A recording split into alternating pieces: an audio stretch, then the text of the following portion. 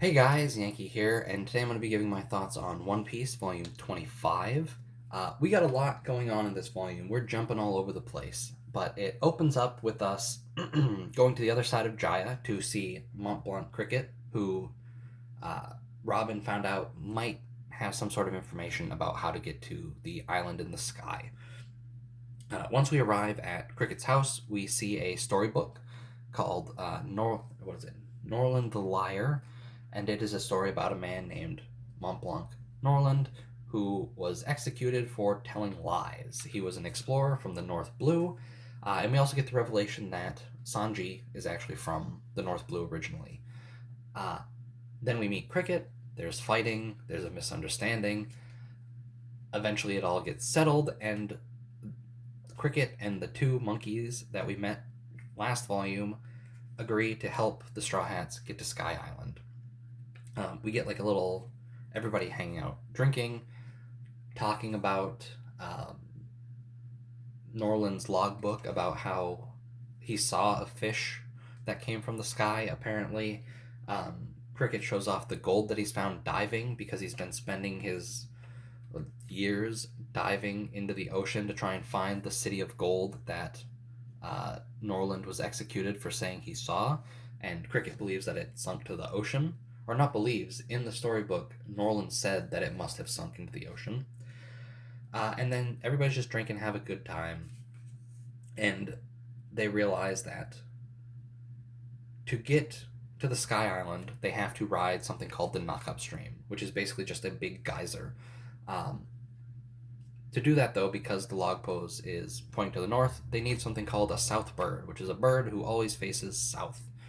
So the Straw Hats run into the forest to try and find a south bird while uh, Cricket and, what is it, Mashira and Shoujo, I think are their names, excuse me, are preparing the Mary. They're doing some repairs, doing some tweaks to basically get it ready to be launched into the sky.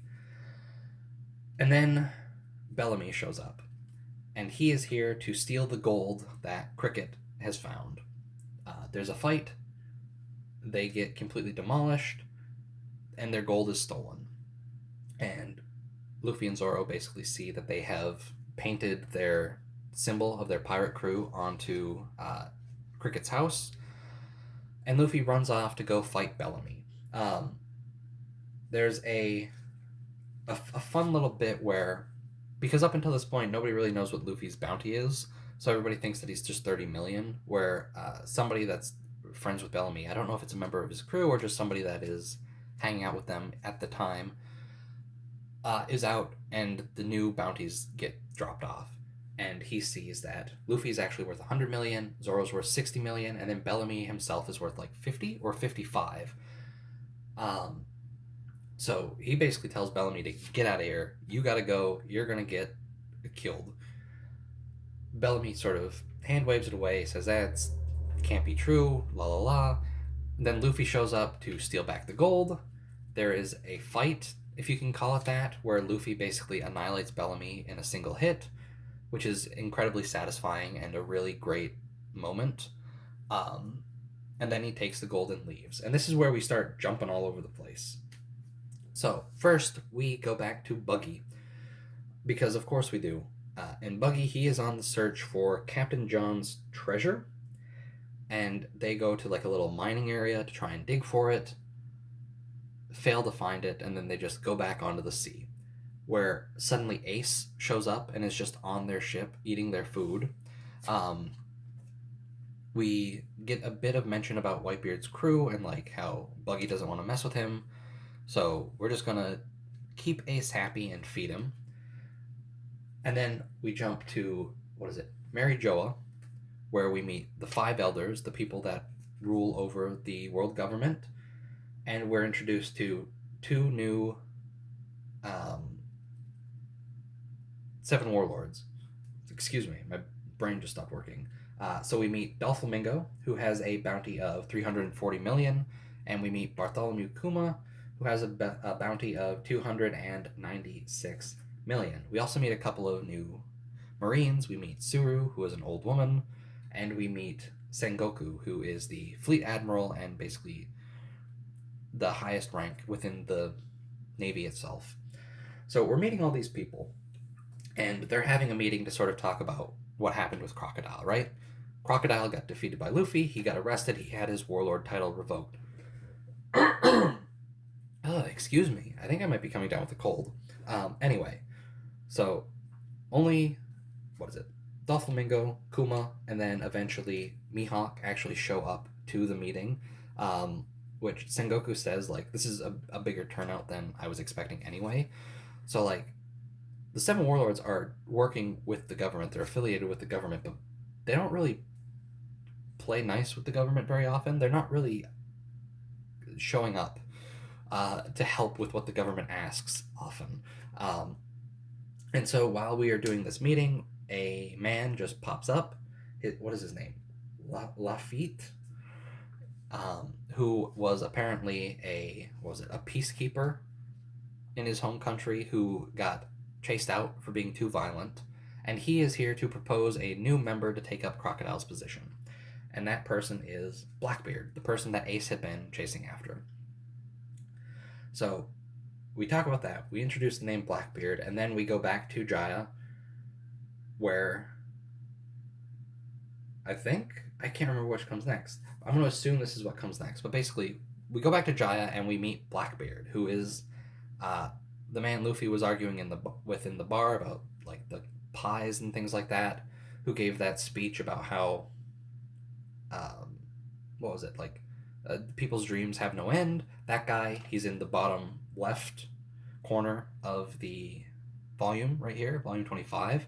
So we learned that's Blackbeard, the man that Ace is chasing, who killed a member of Whitebeard's crew, who was a member of Whitebeard's crew, killed his crewmate, and then jumped ship. So we're introduced to him, and he is now looking for somebody with a bounty of $100 million to turn into the government so he can become a warlord. And what do you know? Luffy's bounty has just sort of made its way here, and now Blackbeard is chasing after Luffy. I was going to say we're done jumping around. Nope. Next we see Whitebeard. A member of Shank's crew, Rockstar, goes to Whitebeard to send him a letter. Whitebeard tears it up, basically says, how dare he just send me a letter. Next time you want something, show up with alcohol. Okay. So Whitebeard and Shanks, they're prepping to meet. Blackbeard's chasing after Luffy. The world government's trying to replace Crocodile, and we just got introduced to all these characters. This volume is all over the place, but it's great. Like, we're learning a lot. They're really building out the world in this volume, like, with the five elders. I think this is the very first time we've seen them. So, like, here are the people that are sort of running the world government, and then we have Sengoku, who's in charge of the Navy. He's the fleet admiral, and it's just really dense, this volume. And it's not even like a lot of chapters. Like, this is like 1 or 2 chapters or something like that, where we're just like, okay, here is all this information. Okay, now back to the Straw Hats. So after that, Luffy gets back to Cricket's house, returns the gold, and they are now heading to where the knock-up stream should be, so they can get blasted into the sky. On their way there, Blackbeard shows up to try and capture Luffy. He's the one that reveals to Luffy and Zoro their bounties. So Zoro didn't even know he had a bounty at this point. Luffy was still thinking he was only 30 million. But now they know. And before Blackbeard can even attack, the knock-up stream explodes, I guess, blasting them into the sky, knocking the Blackbeard pirates off of their ship. And they're heading to the Sky Island. One other thing about Blackbeard I forgot to mention. His whole crew was introduced in that chapter when we first got to Jaya, right? We saw Blackbeard in the bar. We saw the wrestler, Burgess. Augur, the sniper who was shooting the birds.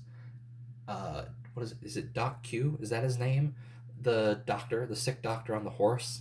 And then, obviously, Lafitte, who we saw in this volume.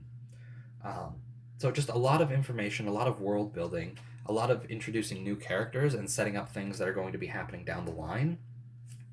This is overall a great volume, and it feels like it's really moving. Um, Cover stories. We got two cover stories in this volume, actually. We get the end of the Hachi cover story, where he ends up opening a takoyaki shop on a boat.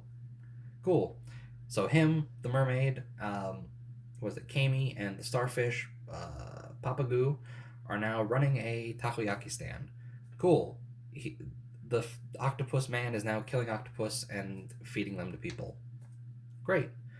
Um, and then we introduced the next cover story, which is about Wapol and what happened to him after Luffy completely blasted him off of Drum Kingdom. So yeah, and then also in the SBS, this is the first time in a while I've actually had something to talk about in the SBS. Um, a reader pointed out that Oda has mentioned the country Vera a couple of times. Um, I don't remember exactly what the moments were, but like I remember one was Nami was reading a newspaper about how there's like a war in Vera, and how a long time ago it was mentioned that Vera was once peaceful, and now I'm curious if this country gets brought up again, um, because there's obviously mention of um, the past. We've got the blank century in time, like right in history, where we don't know what happened. Um, so if I remember, I'm gonna try and keep an ear out for the country of Vera to see if it comes up again, because it's interesting that Oda has brought it up a few times now.